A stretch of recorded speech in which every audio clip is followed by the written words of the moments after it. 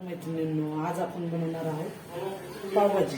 त्यासाठी साहित्य लागणार आहे आपल्याला कांदा, टोमॅटो आणि हे बघा असं फ्लावर, वाटाणा, बटाटा हे असं उकडून घेतलेले आहे। त्याच्यासाठी लागणार आहे आपल्याला मसाला, पण पावभाजी मसाला। तर मग मी करताना तुम्हाला दाखवते। आधी हे ग्राइंडिंग करून घ्यायचंय, त्याच्यानंतर ना ज्यावेळेस फोडणी मी देईल त्यावेळेस तुम्हाला दाखवते।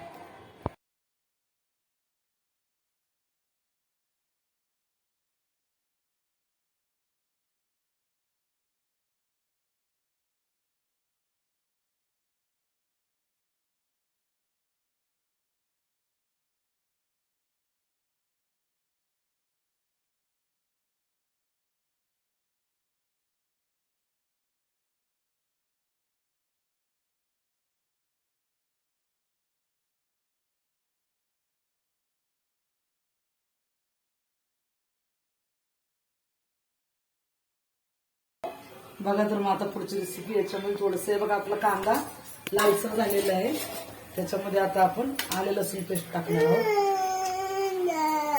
एवढी पुरेशी आहे।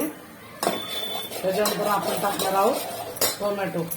आणि कसं आहे, रोज आपण पोळी भाजी खाऊन कंटाळा येतो, कधीतरी आपलं वेगळं म्हणून काहीतरी असतं चटपटीत टेस्टी, म्हणून ही बनवायची। आणि घरच्या घरी खूप छान होती, हॉटेलमधून आम्ही खाण्यापेक्षाही असं बनवत असं हलवत राहा। हलवल्याच्या नंतर त्याच्यामध्ये पावभाजीचा मसाला टाका, जेवढा आपल्याला हवा आहे तेवढा। त्याच्यानंतर परत असं एकदा हलवून घ्यायचं। आणि हलवल्याच्या नंतर आपल्याला जेवढा मसाला लागतोय, मीठ, तिखट, हळद, हळद टाकलेली आहे। आता हा मसाला टाकते, 1 चमचा गोडा मसाला। हे असं सगळं ग्राइंडिंग करून घ्या। आणि केल्याच्या नंतर त्याच्यामध्ये आपल्याला टाकायचं आहे हे असं वाटाणा, फ्लावर, बटाटा मिक्स करून घेतलेला आहे आणि हे ग्राइंडिंग केलेलं आहे। हे मिश्रण आपल्याला याच्यात टाकायचे। बघा आता हे टाकल्याच्या नंतर आपण हे असं करून घ्यायचं।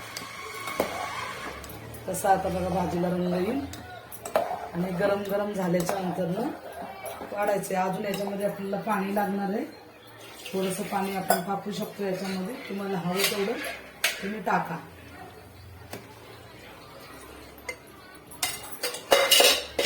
खूप पातळ पण केलं तर उपयोग नाही त्याचा। बघा आता ही आपली तयार झाली, तुम्हाला मी दाखवते। आता याच्यामध्ये मीठ टाकायचं आहे आपल्याला। मीठ तुम्ही चवीप्रमाणे टाका आणि तिखट पण तुम्हाला जेवढं लागतं तेवढं टाका। मी एवढं मीठ टाकलेलं आहे आणि अजून थोडंसं मीठ टाकलेलं आहे। बघा चला, तर मग आपली रेसिपी झाली की तुम्हाला मी एकदा सर्व करताना दाखवते। आपली पावभाजी तयार झालेली आहे। वरनं मी आता कोथिंबीर टाकलेली आहे त्याच्यामध्ये। अशा पद्धतीने सर्व करा, अशा पद्धतीने सर्व करा। त्याच्यावरती थोडंसं बटर टाका। चला तर मग, घरच्या घरी लय भारी। माझा जर व्हिडिओ आवडला जर असेल, सबस्क्राईब करा, लाईक करा, शेअर करा।